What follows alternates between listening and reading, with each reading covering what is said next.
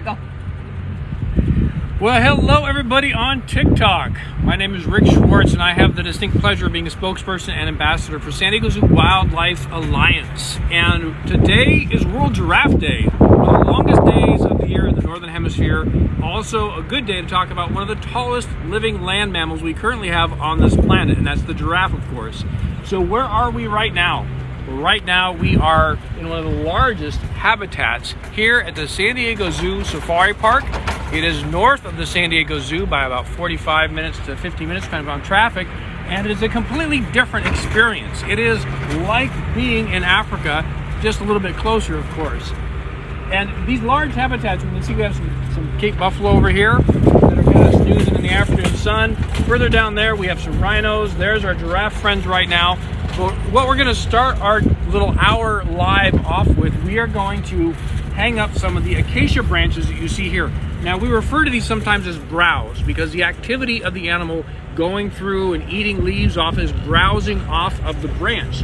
So we're fortunate here in San Diego, we're able to grow a lot of our own acacia or browse and a wide variety really of other plants that we can grow. We know exactly how they were growing, and then we can feed them straight out to our animals the same day they're cut for a nice fresh treat. So we're going to hang up some of our acacia browse for our giraffe. And we also have a nice little treat, some carrot chunks. Now, obviously a giraffe normally is not going to be digging up some roots and eating things like carrots, but it is a good high fiber treat for them that is nice and healthy and a great way to help bring them on over to us because they do know what that bucket means. And this will allow us to help bring them on over to us because they do know what that bucket means. And this will allow us to show you some really cool adaptations and features of the giraffe up close and personal during our hour live. One of the important things about World Giraffe Day is raising awareness. Now, of course, there's a lot of days in the year that have animals assigned to them. We raise awareness for a lot of species. But what does that do? What exactly is this going to do for giraffe? Our hope is we inspire you to learn a little more, care a little more, and join us in our conservation efforts around the world. San Diego Wildlife Alliance today is the Africa savanna. Now, our main focus on the Africa savanna are elephants and rhinos. But who lives right there in the elephant around? The giraffe, of course. So whatever happens in the habitat, rhino and elephant will affect the giraffe as well. And did you know, in just the last 20 years, over 40% of the giraffe population has been lost. So they've referred to it kind of as the silent extinction. So it's very important for us to help raise awareness, tell you what's going on with giraffe in the wild, but then also share with you the work we're doing and how you can join us to be a part of giraffe conservation. So you can see we've kind of circled all the way down here. So we're now kind of in the middle of the field. And I want to, as we go up, we're going to go up Cyril.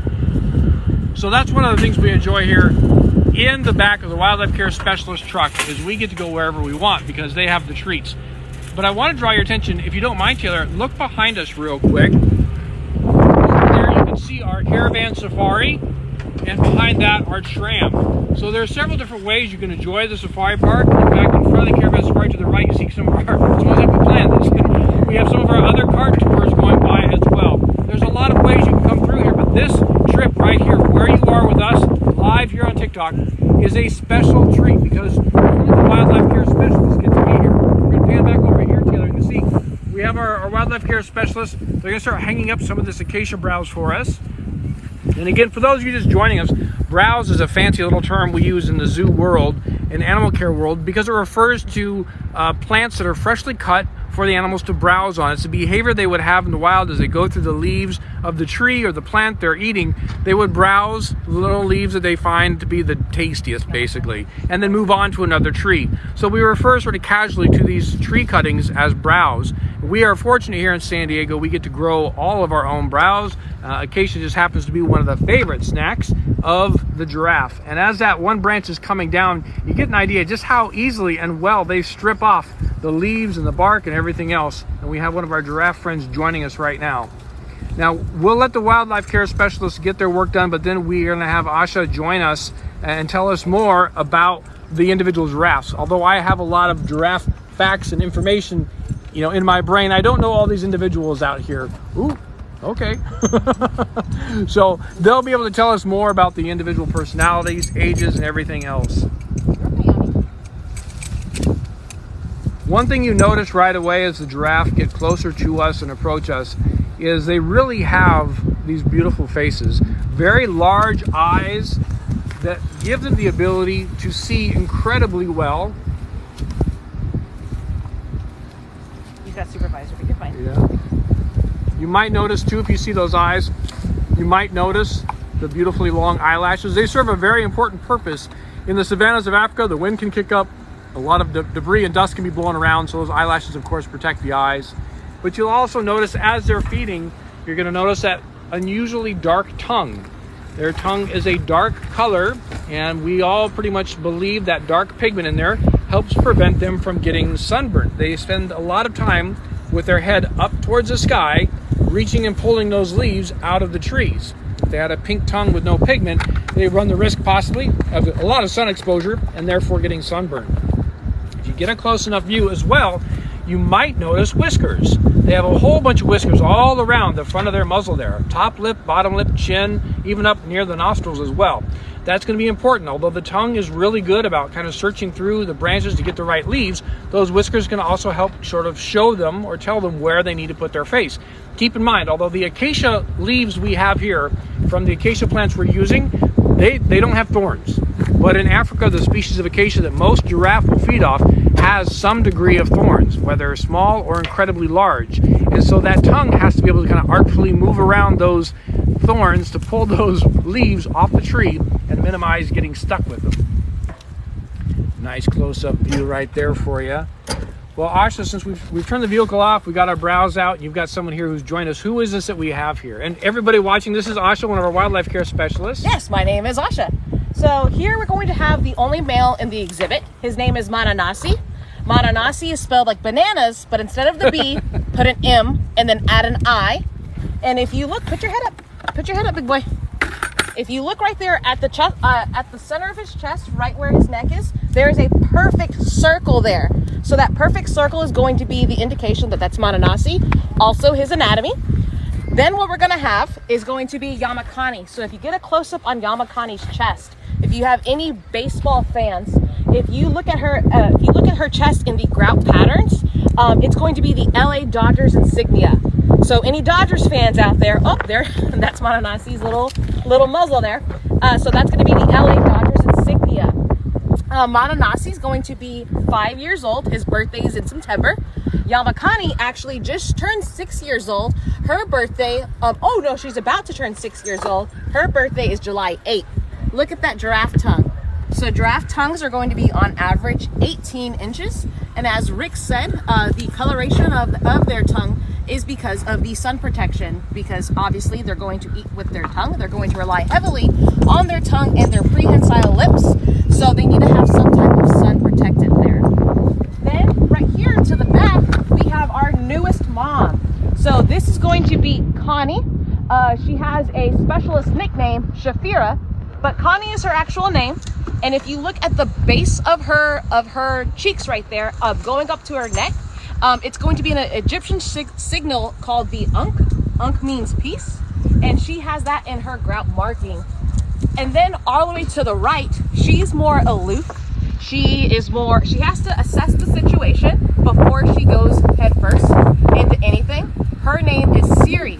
So Siri, if Siri turns around, if you look at that tail, she has basically a rabbit's tail. It is super small in hair. We don't know why, if maybe the giraffe are over grooming her or if she's over grooming herself, but that tail hair is only going to be about 2 inches long. Giraffe tail hair can actually get up to 2 feet long. Some are actually longer. The main purpose of giraffe tail hair is going to be for a fly swatter, because flies, they're kind of annoying and they can be pests sometimes. So who wants that? And so what they do is they swing their tail from left to right, back to forth to get those tails off their backs. And as you can see, Mananasi, he has no trouble coming right to us, being very social. He is a big fan of tactile reinforcement. So that's just touching of the animal. We use that tactile reinforcement here at the safari park to make sure that, let's say he has a tooth problem. Can we touch his teeth? Can we touch his neck? What about blood draws? We want to make sure that our animals are comfortable enough, and as long as they are willing to let us go ahead and provide voluntary animal husbandry. We want to do that because it provides a low stress environment. And then all the way over here is going to be Khaleesi. Khaleesi, Game of Thrones fans. If she squares off to us, and if you look at her chest, you will see a hibiscus flower. So she's a flower girl. Her name is Khaleesi. And then our newest addition to our herd, which is very exciting, is going to be this giraffe on our beach area. We call it the beach area because of all that sand. She is a little girl. We are waiting on a name. We're waiting on approvals. But born on June 6th. So she's the newest member to our herd. She is very, very social. But for a giraffe, especially young giraffe, they sleep for most part of the day. So she's just hanging out, and we're going to let her. As you can see, Siri and Khaleesi are staying back. They always have a watchful eye at this new baby giraffe, and you'll see that also in the wild. That's a natural behavior. We call them little aunties. Basically, being a mom, you have to have more calories. You have to be able to eat. You have to be able to do everything, basically. And having a giraffe calf can hinder you. So while she's eating, they will have little aunties or little babysitters, and they will stay with the giraffe calves for hours at a time. The mom will come back, the calf will nurse, and then they'll do the whole thing over again. So giraffe in Africa, giraffes in most zoological settings are going to live in herds because they are very social creatures. And so that's another way that we were able to let them perform natural behaviors, not perform, but exhibit natural behaviors. As you can see, Madanasi is loving his carrots. And if you look right here, these are not horns, so giraffe have what's called ossicones. So you can get a really good close-up of his ossicones there. And Madanasi, again, he is going to be 5 years old. He's starting to get more knobs on his ossicones. So for male giraffe are going to use those ossicones for protection. And also, there's a lot of blood flow there, and it cools down the giraffe. So a little air conditioning there for himself. The more mature the male giraffe will get, the more knobs, the more buttons they will go ahead and get. They'll also have 2 more additional ossicones right here just start to come out. As you can see, they're actually down here. So 1, 2, 3, 4, 5 ossicones on females. You're only going to really see 3 ossicones that are ever going to be prevalent there. For females, they can also use that for sparring and protection, but for males, that's what you'll really see them for, is because they want to be able to make sure that they can stake their claim in their genetics and their genes. They want to be able to breed females. Is there any questions that we have? I can keep talking. I've got a couple questions here. What are some other relatives of giraffes? The closest relative to giraffe is going to be okapi. So there is a World Okapi Day. Oh, do you know what day that is? Right? October 18th. October 18th. So tune back in, hopefully sooner, but October 18th. But that's going to be their cousins in the wild, is going to be okapi. Is there any other questions there? Good job, big buddy.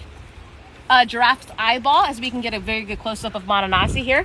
The giraffe eyeball is actually going to be the size of a golf ball. Oh, so here's a good segue there.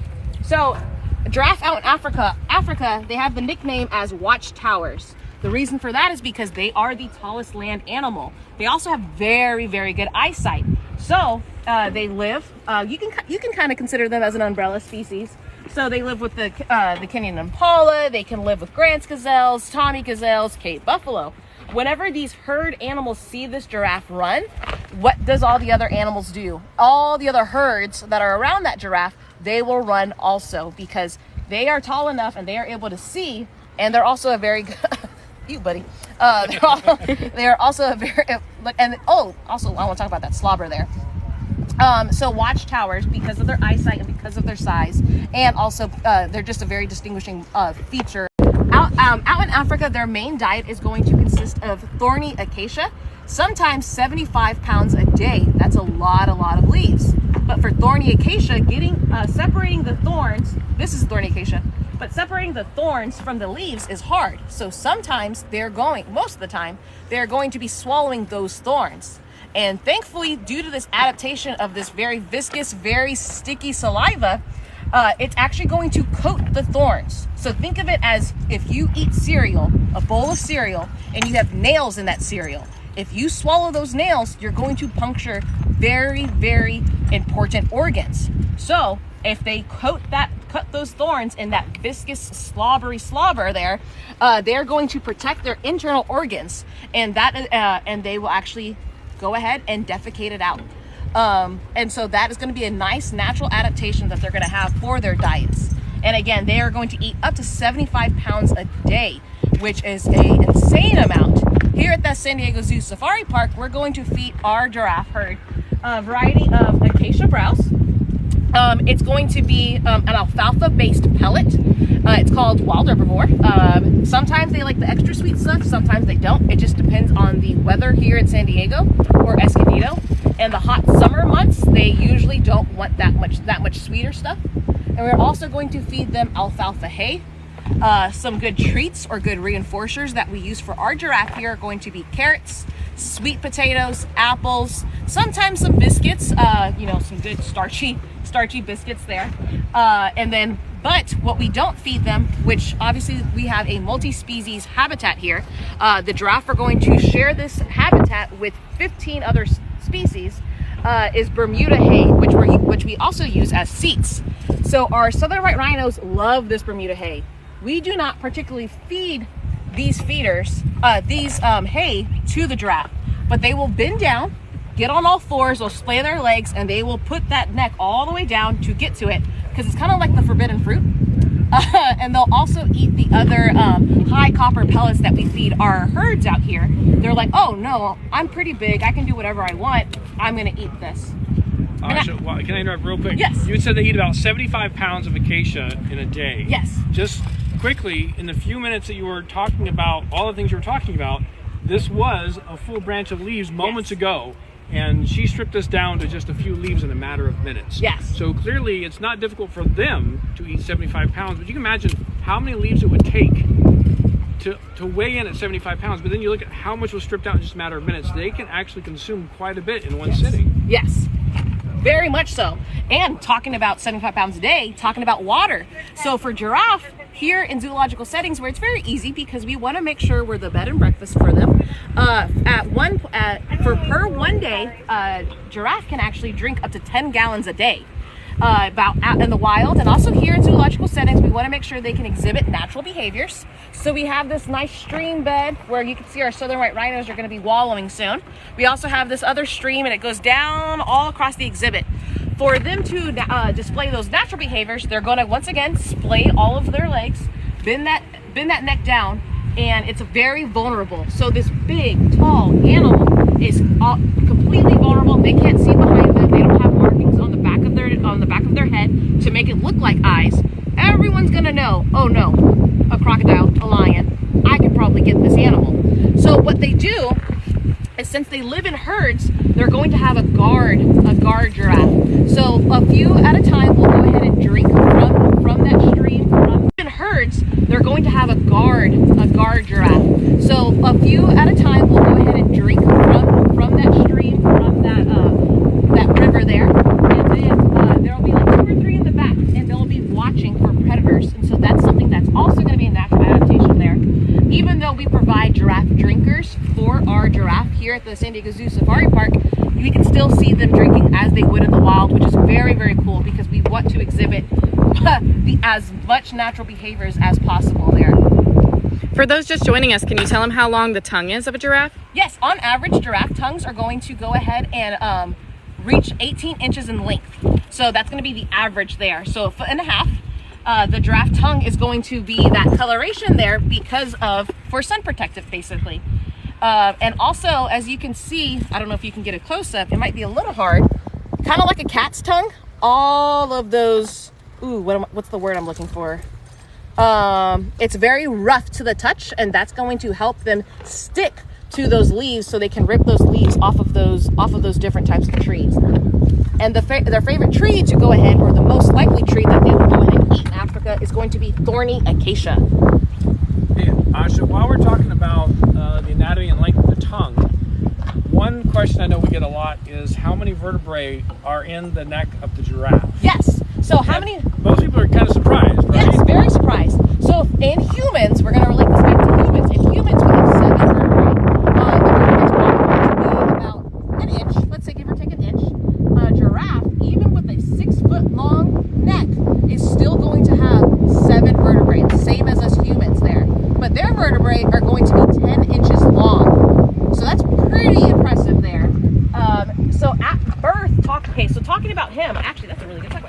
We go here up into his head right there. That's 6 feet tall.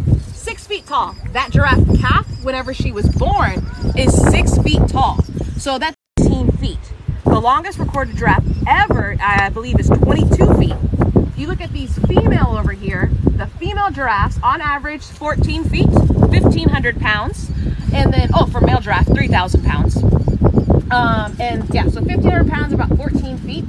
Siri and Yamakani, the one that's closest to Mananasi right here, the one with the LA Dodgers insignia, she, in theory, is going to be full grown. So she's right around 14 to 15 feet there. And then as you can see, Khaleesi back there, she's performing the auntie duty. She's on babysitter duty. She's like, okay guys, y'all can eat y'all's browse. That's totally fine. I'm just gonna watch this kid. Even though they are not super close in physical distance, her eyes are still always watching. So giraffes are scanners because they are going to have, natural predators out in the wild. So their eyes, especially if you're out here and you're watching them, also look at our giraffe cam at San Diego Zoo Safari Park.org or SDZSafariPark.org. If you look at our giraffe cam, if you're able to look at their eyes, they may be doing something and they may be eating, but they are always scanning because who knows what's out there. For an adult giraffe, they only need to sleep 5 to 30 minutes per every 24 hours. 5 to 30 minutes for every 24 hours for a young giraffe. Once again, that baby giraffe over there, that baby calf, is going to be born on June 6th. She's going to sleep on average, from what we've noticed, on average she's sleeping right around 10 to 12 hours, probably more because we're not here at night. But we do have rangers here, thankfully, to protect our animals here. And then is there any more questions? How long do they sleep? How long do they sleep? 5 to 30 minutes every 24 hours, but there is such a thing called micro naps. So for our giraffe here, so as you can see, Connie, or Shafira, she's in a nice relaxed stage right there. So as you can see, she's standing upright, obviously. She's ruminating and she's in a drowse position. So her neck is kind of at a 45-degree angle. Now she's awake, so it's fine. Of course. Talking about her. So a nice relaxed state. Sometimes they'll be ruminating, which basically giraffes have one stomach with 4 compartments, so they're ruminants. They will go ahead and once it goes down to one compartment, they're going to throw that back up. They're going to chew it back and digest it 4 different times. So that's what she's doing right now. She's ruminating, so she's re-eating all of the food that she just ate. So you'll see them start to go ahead and ruminate. Their eyes will close and they will be asleep. So you're still using some part of their brains, but they'll sleep for 30 seconds. They'll sleep for 2 minutes. They'll sleep for 30 minutes. But studies have shown 30 minutes is round about the max that they need for every 24 hours. But again, that baby calf right there, that calf, she's been out for hours. So she's nice. It's thankfully out here at Escondido, it's a very nice, mellow temperature day. On the warmer days, you'll see these giraffes, they won't be hungry. So especially in the summer months, the giraffes, they might eat just some browse, but no pellet or no hay. So we always have to make sure that we as wildlife care specialists are going to go ahead and ebb and flow with them. Winter months, they'll eat a lot more because they need more calories to go ahead and provide all that energy for them. So you can see Khaleesi's checking up on her like, hey, you good? And then as you see her, she's checking up, and we just pointed. Connie, the mother, she's like, okay, let me check on my kid then, because something just happened. So always vigilant. Eyesight is very, very good, and she is a great mother. This is actually Connie's first calf there.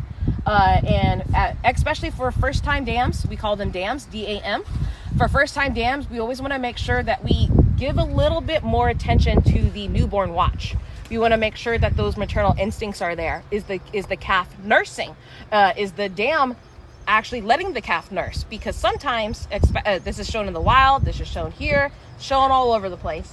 You want to make sure that their bag actually has milk in it, because sometimes those hormones don't always correlate and that bag never produces. So we want to make sure if there's any need, hopefully there's not, but if there's any need for human intervention, we are there to provide it. And as you can see, all those American kestrels are over here. We have a bunch of mates. It's actually really cute. I can hear all the chatter. Yes, very much chatter. All sorts of stuff going on. But you were talking about the care and the knowledge that we need to have of these animals here at the safari park, and also what we know in the studies in the wild and all that. You clearly, as all of our staff, are very well versed in the animals you care for. Right? Can I ask you something maybe off the scientific track a little bit? what is it like to take care of such majestic animals? I mean, I know for you and I, we've been here a long time. We do this day in and day out. But maybe for a lot of people that are watching right now, this is really amazing. Which, I mean, I know for us, it is still amazing. But what's it like firsthand to be able to... I am so fortunate. I could not imagine doing anything else. People, we need desk jobs. We need to be on computers, but to be outside, even whenever it's 115 out here, my goodness, I'm still very fortunate to be able to feed a giraffe, to see a southern white rhino wallowing, exhibiting natural behaviors, exhibiting a mini Africa, to say the least. It is absolutely humbling and breathtaking and majestic. I think that's the best way to say it. Very good. I don't know if I answered the question all the way. No, you did. I'm very fortunate. No, and it's one of those things where, you know, I know for a lot of us that are in animal care, it's not, like you said, it's not just a job or a career, it's a way of life. Yes. You know, you know these individuals, you get attached to them, you come out here whether it's a downpour or whether it's 110 degrees or whatever it may be, and it is something special and unique. And I think, you know, you pointed out too, I don't know, Taylor, if you want to point over there, you can see we got, you know, some southern white rhinos starting to enjoy the water and might even do some wallowing. And it's these habitats that we're in mimic so much of what these animals would essentially have in the wild, shy of not having to worry about predators. But also, like Asha said, a lot of them still show the behaviors that makes them alert and aware of their environment and of the things that surround them. And we get to see those different habitats, or those different behaviors in these habitats. And it's really quite fascinating. Asha, there she is. Yep, there we go. There she is. Can you identify from here which one that is? Yes, I can. Usually once one goes, they'll all go. As you can see, Casey and Alice are right over there. They're going to be mulling over. So the one that just laid down, and if we want a close-up, we could always get a close-up. Do we want to go over there, Taylor, and check out the rhinos for a little bit? TikTok, what do you think? Do you guys want to go see some rhinos? We can go over see the rhinos wallowing, come back, talk more giraffe. I mean, they all share the same habitat. Right? Some natural behaviors. Yep, looks like everybody's into it. Let's go see some rhinos. Yeah, you're going to pull down a little bit. I don't want to wait, no. Wait, you're going to Karen? We'll be back. You're good. We'll be back. For those of you just joining us, we're here at the San Diego Zoo Safari Park live for World Giraffe Day. We're going to be right back to some giraffes, but we're going to go check out our wallowing rhinos. Can you tell us a little bit about what we're about to go see? Yes, I can. Hi, my name is Asha. For those of you just joining us, I'm a wildlife care specialist at the San Diego Zoo Safari Park. We are going to be watching our southern white rhino crash, because they're not called a herd, they're not called a group, they're called a crash, but we're going to watch them wallow. So wallowing is a natural behavior. I think you can just actually go all the way straight, Alyssa. No, see that rock dam into the palm trees? Just wedge yourself right in there. No, go straight. Straight to the left. Go to the left. Ooh, there you go, girl. And so wallowing is going to be a natural behavior, and it's going to be used for a variety of reasons. As we spoke earlier about giraffe, yeah, you can actually go farther up. And I think that's perfect right there. There's a rock to your right, just don't go more to the right. And so that's going to be a perfect behavior right here, because it acts as a fly repellent, it acts as SPF, so a nice sunscreen, and it's also going to be a very social behavior. Southern white rhinos are going to be very, very social. They live in crashes, as I just stated. So as you can see, Utamu is all the way to the left, even though we're only seeing her rear end. She's going to go ahead and urinate. You're going to see that stance. Oh, there we go. Nice nature. We'll talk about Kianga to the right. So Kianga is going to be, I think she's about 5 years old, about to turn 6. Kianga's primary horn, so southern white rhinos have 2 horns. Her primary horn looks a lot like her mother's. Her mother's actually out here. She'll come over here a little bit earlier. But a very, very straight, long primary. And her secondary horn, which is the second horn on her face there, her secondary horn, it reminds me of a dolphin. I know that might not make sense, but if you know about Kianga's personality, she reminds me of a dolphin. She is happy to be here. She's very vocal. You'll hear her in the morning talking to you as we serve breakfast. And then if we look to the right, there is a rhino standing in that actual little group there. To the right, her name is Kiazi. So Kiazi has a very similar primary horn to Kianga. And her secondary horn, it reminds me of a shark. I know, once again, doesn't make sense. But if you know her personality, she's a very shark-like behavior. She is always on alert. As you can tell, everyone is relaxed. Could care less about us. She's like, no, there's a truck here. They're looking at me. I'm going to look at them so they know. So southern white rhinos, obviously, maybe not obviously, but they do not have the best eyesight. So they are going to rely on their other senses, and that other main sense that they're going to rely on is their ears, so their hearing. So as you can see, Kiazi's ears are straight forward. Kianga's ears in the wallow there, straight forward. Utamu, straight back. So as you can tell, Kianga and Kiazi, they're aware of what's happening. They know I'm talking, and I'm also talking pretty loud. They know something's going on. Utamu, who is older of the three that we're talking about, Utamu's 25 years old. She's been around the park. She knows. We don't mean any harm. They're just hanging out. Also, a wallow, also in the shade right now. It's a pretty relaxed state right there. So she has no cares in the world, which is great. Again, here at the San Diego Zoo Safari Park in zoological settings, we have the luxury of not having to face them with predators. Is there any questions about rhinos I can answer? If not, I can keep talking. Let's see. What do rhinos eat? So out in the wilds, there's going to be some grasses, the different grasses depending on the types, the seasons of the actual time in Africa. Here at the San Diego Zoo Safari Park, we're going to feed them this Bermuda hay, which is a grass hay. And we're also going to feed them what's called megafauna. Megafauna is a dehydrated Bermuda hay. So we found actually earlier, I want to say about 10 years ago, we actually found that we were feeding alfalfa-based hay and alfalfa-based pellet, which is high in soy. So soy is actually going to cause what's called phytoestrogens in southern white rhinos. So a high phytoestrogen diet is actually inhibiting our southern white rhinos, or southern white rhinos in zoological settings. It inhibits them from calving. So we want to make sure that we bring this near threatened species. We want to make sure there's more to have a lot of we want to make sure that we can produce more, so we leave the world a better place than what we found it. But with all those phytoestrogens, we saw that our southern white rhinos, they were breeding, they just weren't reproducing. So thankful to all of the hard work at the Nikita Rhino Rescue Center and the scientists that are working hand in hand with them, we have found that if we feed them grass hays only, we are able to go ahead and reverse those phytoestrogens and making sure that they can go ahead and calve here. Here at the San Diego Zoo Safari Park, we actually had 103 or 104 calves to date, which is really cool for southern white rhinos. We also, in a different habitat that we're responsible for, our East Run Wildlife Care Specialists, we have greater one-horn rhinos in our Asian Plains habitat. We have 9 graders over there, and I believe we've had 77 greater one-horn calves, which is super cool.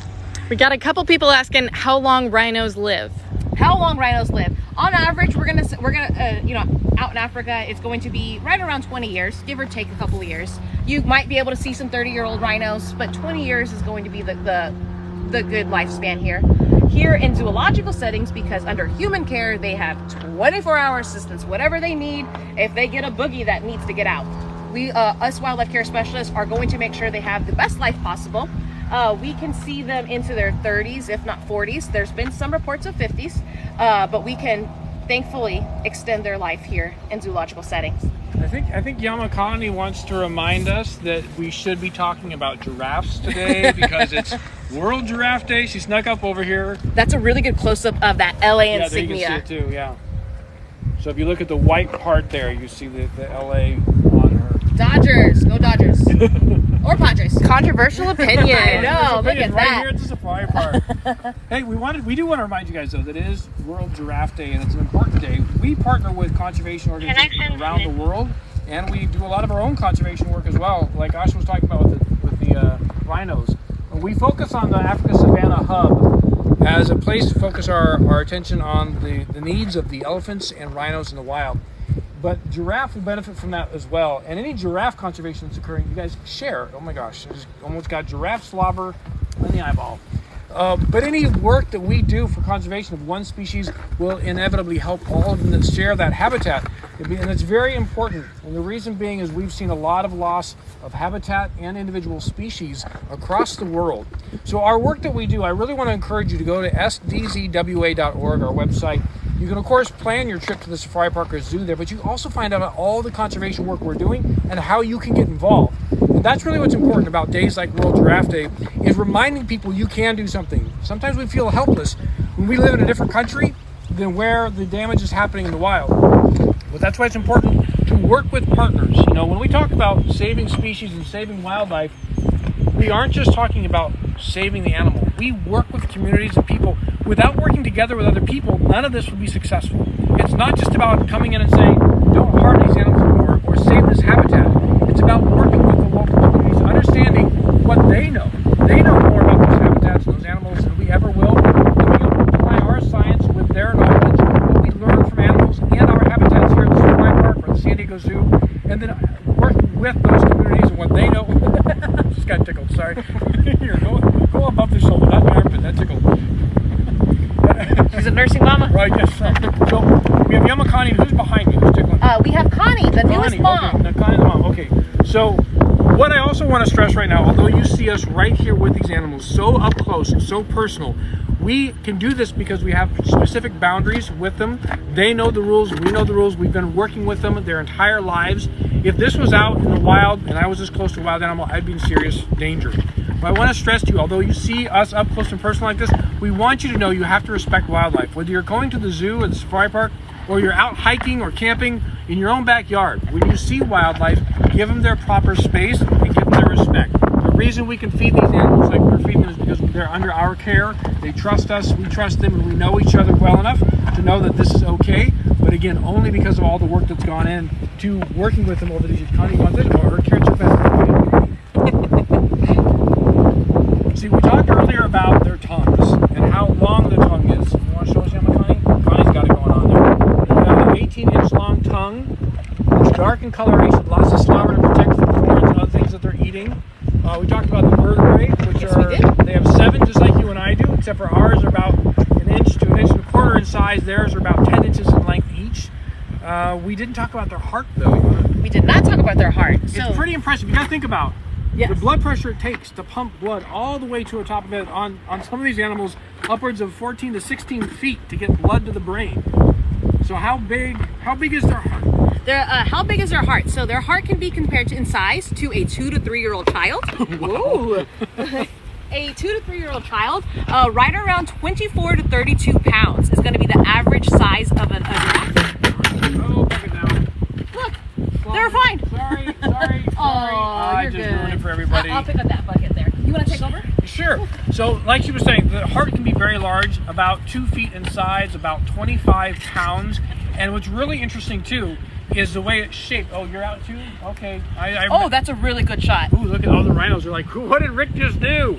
Very good shot right bucket, there. Guys, I'm sorry. Yamakani, you want to finish this off? So cool. Hold on. I got you, girl. Look at you. Use that tongue. Use that tongue. So yes, the speed of that blood. I want to say it's 24. I think it's if you put a speedometer on it, 24 miles an hour. That's how fast that blood is shooting up from their body there. If you look at the giraffe legs, if you look at their skin, the skin compared to her neck, and yeah, you can hop down there. The skin compared to her neck versus the skin on her legs. As you can see, it looks much tighter. It's very taut. Not a lot of wrinkles other than her. Oh yeah, there's some good. It's the same color as the carrot. What is that? Some good ASMR there. And so, if you look at the giraffe legs, think of it like compression socks. So their skin is. Sometimes you're not the best with that. There you go. Lazy tongue today, huh? I know. Compression socks. So the skin is tight. It's taut. They have to make sure that there's blood circulating, and also they're on their feet for most parts of the day. Giraffe in the rest position is a little hard to come by. And so they want to make, you see stuff, don't you? Again, there's that, once again, in Africa, their nickname is going to be the watchtowers because they're always watching, they're always scanning there. Oh, and the giraffe calf is up, so maybe we can move towards her. If you want to see a baby giraffe. I mean, who doesn't want to see a baby giraffe? TikTok, do you want to see a baby giraffe? I mean, you know, maybe not. I mean, Hey, they might not be interested. I don't know. Well, And then, as you can see one more time before we start backing up out there, Alice was born, she's almost a year old. Alice was born on July 23rd, 2020. I was there for her birth. Breathtaking. Such a good girl. Mom, once again, super good. All right, Alyssa, I think you're good. Hey, Mama, you're not going to move for us. Woo! Something happened. surprise. Another little fact, on windy days, because obviously I'm sure you can hear it through the feedback, when wind happens, our giraffe, something goes off in their brain and they're like, okay, I need to be more aware of my surroundings. I know you really want those clearings. Hold on, wait for us, buddy, wait for us. Something goes off and they're like, I'm going to be more aware of my surroundings. And even if the palm trees, because we're here in San Diego, even if those palm fronds are going to whip in the wind, they need to be aware. They need to get back with it. They're they are there for action, basically, is what I'm trying to say. I know, Maranasi. You're good, Alyssa. I know. Wait for us. Wait for us. Wait for us. Wait for us. Just wait for us, buddy. Follow us. Follow us. There you go. And again, thanks everyone for joining in. I know you don't have to be here. Obviously, we love that you're here and supporting our mission, as Rick was saying about all the hubs and all of the websites that we have. San Diego Zoo Safari Park, San Diego Zoo Wildlife Alliance. All of that is going to help our mission. And again, we are here in the East Africa habitat. My name is Asha. I'm a wildlife care specialist here. I am responsible for 3 different habitats: the East Africa habitat, the Central Asia habitat, and the Asian Plains habitat. And as you can see, our trams are open up again. So thankfully June 15th happened, and so you are able to take the African tram around our Africa habitats. You can see our black rhinos, our southern whites.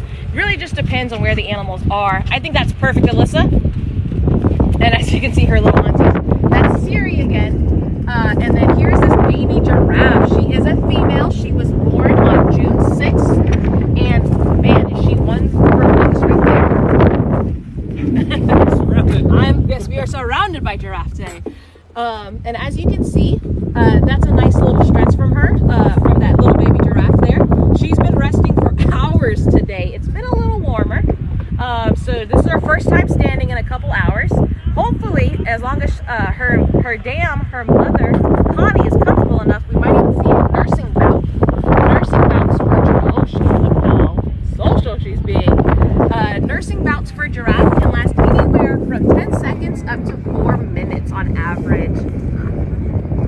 And I'm going to stop talking so I don't scare her.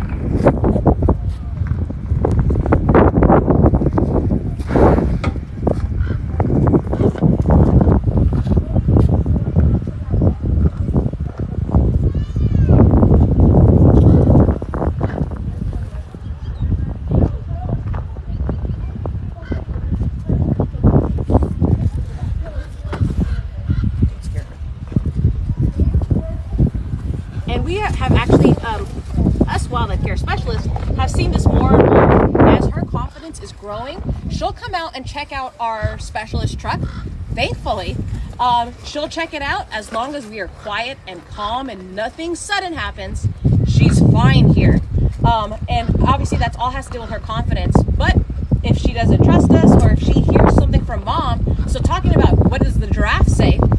Giraffes can snort, they can hiss, they can, some even call it barking, but a lot of communications between giraffes are going to happen below what humans are able to hear. I probably said that really weird. Rick, can you say that better than what I just said? Yeah, I don't want to speak too loudly because we have to do it right here. But essentially the giraffe, and similar to the okapi, their communications are in a frequency that is below what our ears can pick up. So sound, just like light, goes along a wide variety of different wavelengths and frequencies. And our ability and other animals' abilities are to hear certain frequencies. Well, the giraffe can not only hear frequencies we cannot, but they can also produce those frequencies. And it is believed by some studies done on the okapi, which is the giraffe's relative, that the frequencies that the mother can speak to the baby is lower than what the leopard can hear, which is one of their natural predators. So they can actually communicate in stealth, and a leopard couldn't hear that communication. So it's a very important part of their survival.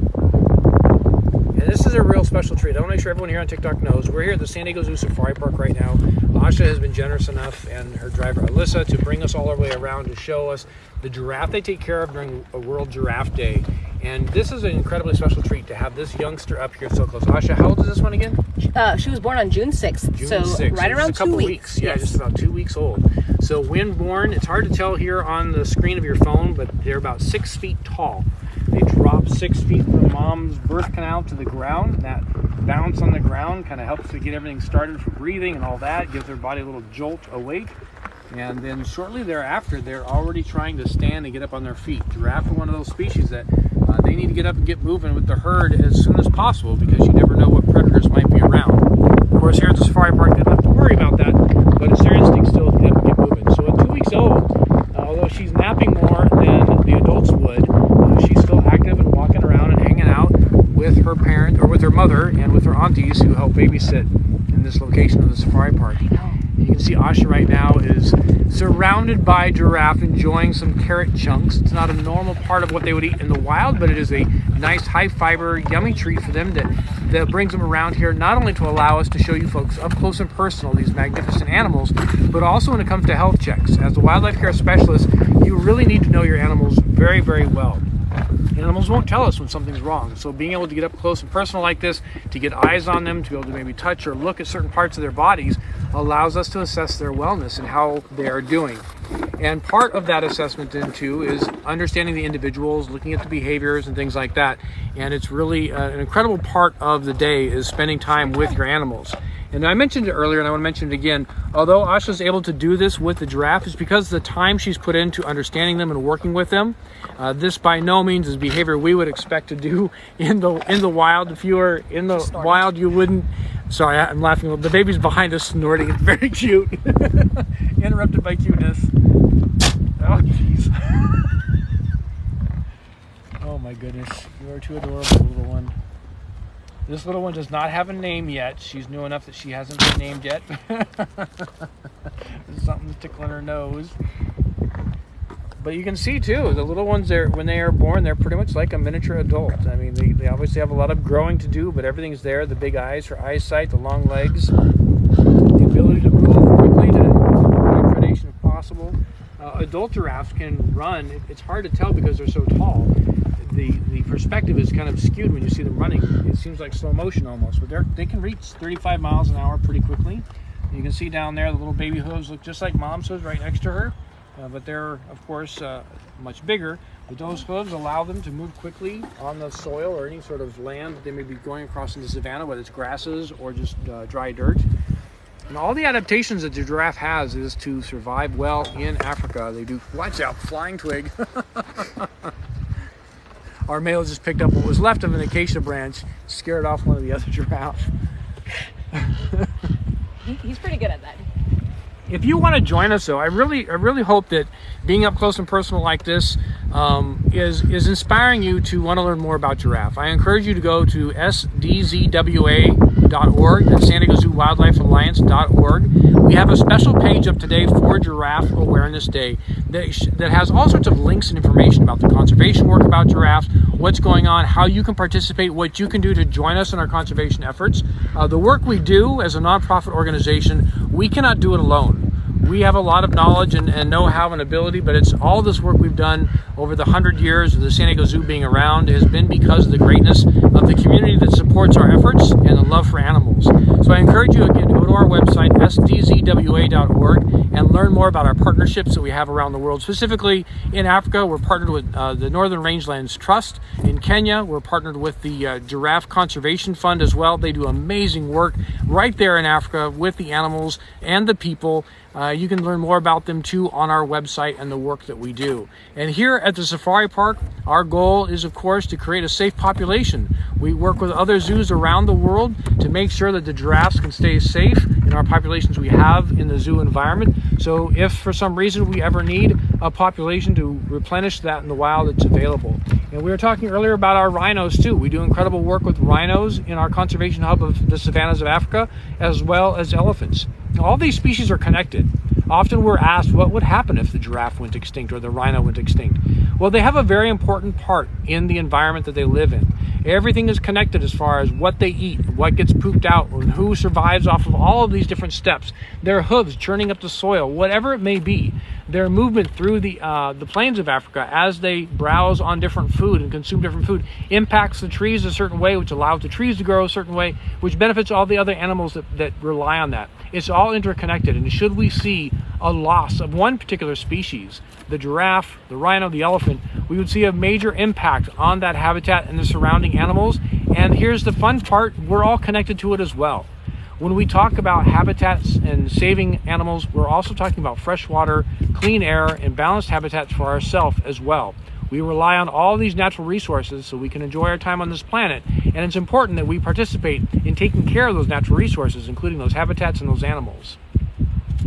So it looks like we might have Yamakami now deciding that the bark is something to eat there.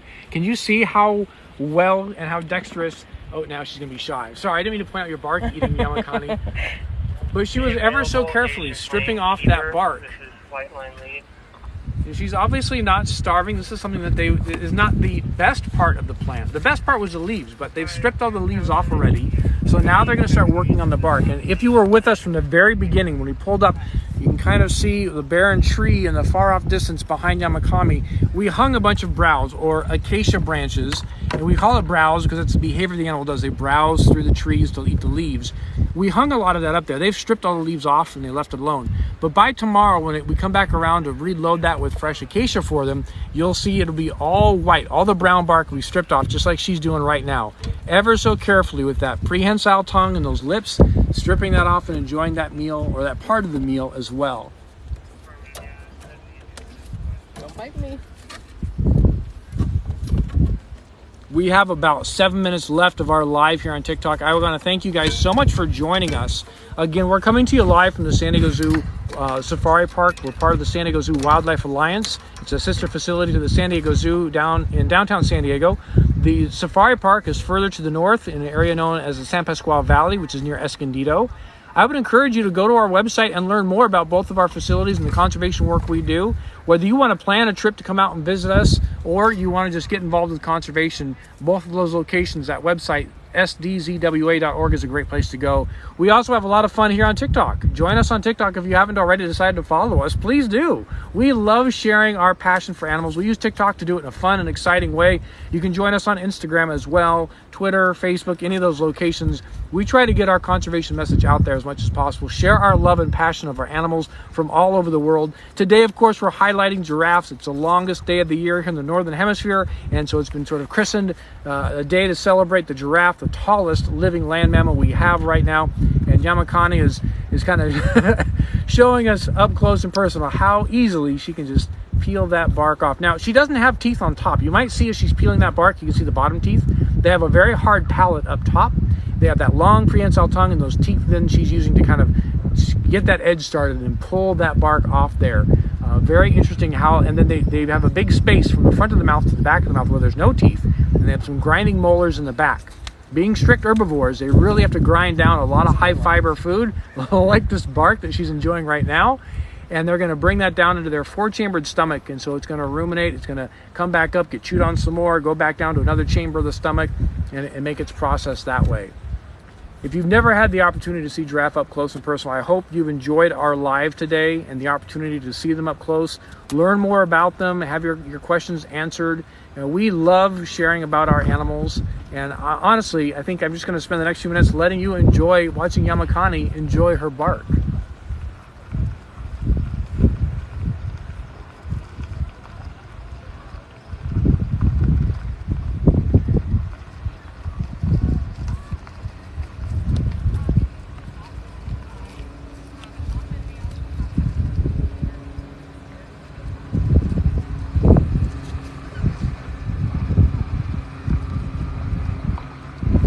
Yamakani is a little distracted. We have one of the coolest things about the safari park is our caravan safari adventure. We do many ways that you can get into these habitats or around these habitats to see all of these animals living their best life, whether it's the Cape buffalo up in the hill, the rhinos by the wallow, or the giraffe we have right here. And the caravan safari is one of my favorite because you actually get then your own driver and your guide with a group of a few other people, and you spend about an hour or two, depending upon which tour you purchase, getting driven around right up close and personal, seeing some of these animals. And because you have your own guide with you, they, like we've had Asha today telling us so much about the individuals and about the species, you get that full sort of one-on-one narration right there. Asha, as we wrap up, is there anything we didn't talk about today that you'd love to share with everybody on TikTok? Yamakanni's hungry right now. That's all I can really say. Another fun fact, as I was, just watching her eat bark, as we stated previously, that giraffe can actually drink up to 10 gallons a day. So out in Africa, let's say it's not the rainy season and finding water is scarce, they will actually eat up to 75 pounds of acacia leaf out in Africa. So those 75 pounds, there's a lot of water in there. So giraffe can actually go a couple days without water because they are eating all of those leaves, and that water content is going to be so high. So as she was eating that bark, it just reminded me of that, because hey, but what if she's not thirsty tonight because she did eat some browse? I think that's a fun fact. I think so too. For people who are just joining in, why are their tongues blue? Why are their tongues blue? So out in Africa, obviously it gets pretty warm. I'm going to say hot. It's going to get hot out there. Giraffes are going to use their tongue and their lips a lot to eat all of their meals, basically. So there's a lot, and that giraffe tongue can get up to 18 inches long. So that tongue is going to be exposed to the sunlight every single day for multiple hours in the day. So it is blue, or that blackish color there, for sun protected. Giraffe are going to have ossicones instead of horns. So you can kind of think of them as horns, but they're actually called ossicones.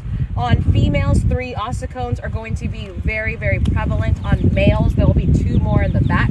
As males mature, they'll get more knobs on their ossicones. There are bumps. There's going to be a lot of blood flow there, so it's going to be used to cool down their bodies. On males, ossicones are going to be used as protection and also for sparring. Whenever you see 2 young giraffe bulls, you'll see them spar a lot. That doesn't always necessarily mean that it's serious. They spar, they like to play wrestle like siblings, basically, because whenever they do become mature and they do need to spar for breeding rights, they want to make sure they're good at it. So especially here at the safari park, when we have 2 bulls, or if you were able to see 2 bulls ever in your life and you see them spar, you'll see they have multiple techniques. Some are better than others. Some understand they can move away and they don't have to stay there. It's pretty fascinating, especially if you knew one of our older bulls. His name was Kafele, and Mananasi. They would go at it for hours a day. Yamakanni here, she, as we can see right there at her chest, there's going to be an LA, that's the Dodgers insignia, so she's a Dodgers fan there. Each individual giraffe, we have 6 giraffe here in the East Africa habitat. We have a herd of Maasai giraffe in our South Africa habitat.